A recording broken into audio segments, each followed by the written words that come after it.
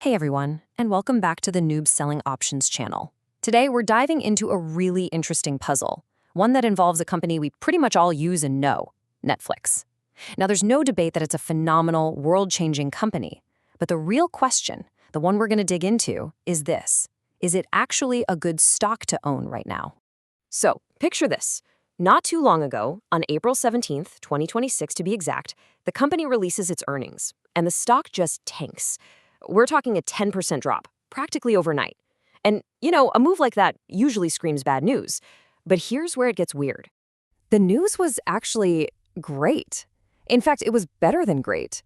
Their first quarter earnings were fantastic, revenue was solid, and their subscriber count swelled to a massive 325 million. On paper, everything looked perfect. So what gives? Why on earth would a company firing on all cylinders see its stock get hammered like that? Well, that's the paradox we're going to unravel today.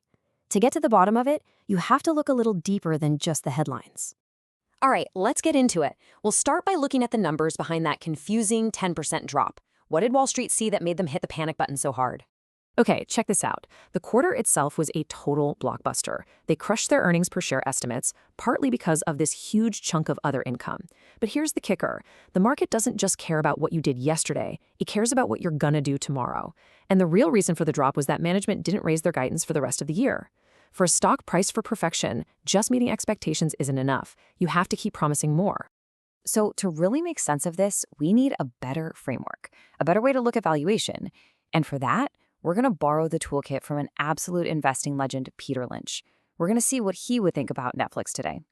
This one quote is the absolute core of Peter Lynch's entire philosophy, and it's so simple, it's brilliant. Basically, he's saying don't overpay for growth. The price you pay for a stock, which is reflected in its PE ratio, should make sense when you compare it to how fast the company is actually growing. If a company is growing at 15% a year, its PE ratio should be somewhere around 15. Simple as that. And this idea gets boiled down into his all-time favorite metric, the PEG ratio. A PEG of 1 means the PE and the growth rate are in perfect balance. It's fairly valued.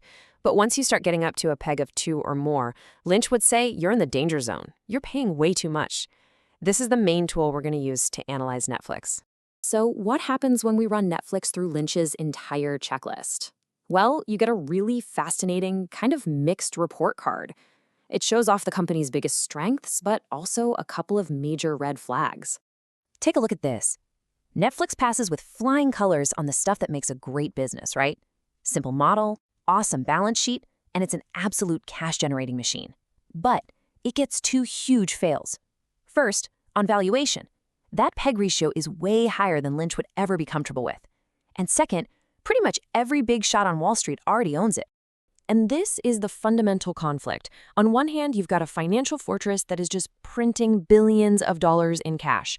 Lynch would absolutely love that. But on the other hand, it's the total opposite of an undiscovered gem. Peter Lynch made his fortune finding great companies before everyone else did.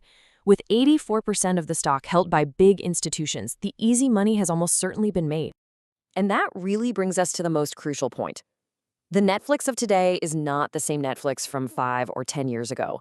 The company has fundamentally changed, and that means we, as investors, have to completely change how we think about it. See, in Lynch's world, Netflix has officially graduated. It's no longer a fast grower. It's now what he called a stalwart. Think about companies like Coca-Cola or Johnson & Johnson. They're huge, stable, and reliable. But you don't buy them expecting them to double in a year. With Netflix now guiding for growth in that 11 to 13% range, well, this is its new category.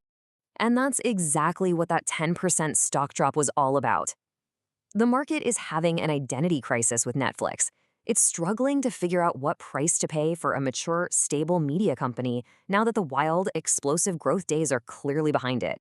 And to really put this into perspective, just look at Netflix compared to the market darlings of today, the big AI giants.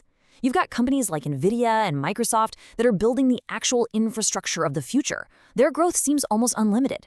Netflix, on the other hand, well, they've already won the streaming war. Their growth now is incremental. It's coming from ad-supported plans and cracking down on password sharing, not from conquering new markets. So this all leads us to the $1,000,000 question, or maybe the $30 question. What's the right price to pay for this stock? If we're going to be strict and follow Peter Lynch's rules to a T, what price would make Netflix a genuine bargain?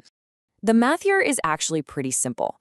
We take the company's own growth forecast, about 11 to 13%. To get that perfect PEG ratio of 1, the PE ratio has to match that growth rate. So we need a PE of 11 to 13. Then we just multiply that by the company's baseline earnings per share, and we get our target price. And the result is, well, it's pretty shocking. For a Peter Lynch-style investor to get interested in buying Netflix, the stock would need to be trading somewhere in the range of $34 to $40 a share. Yeah, let that sink in for a second.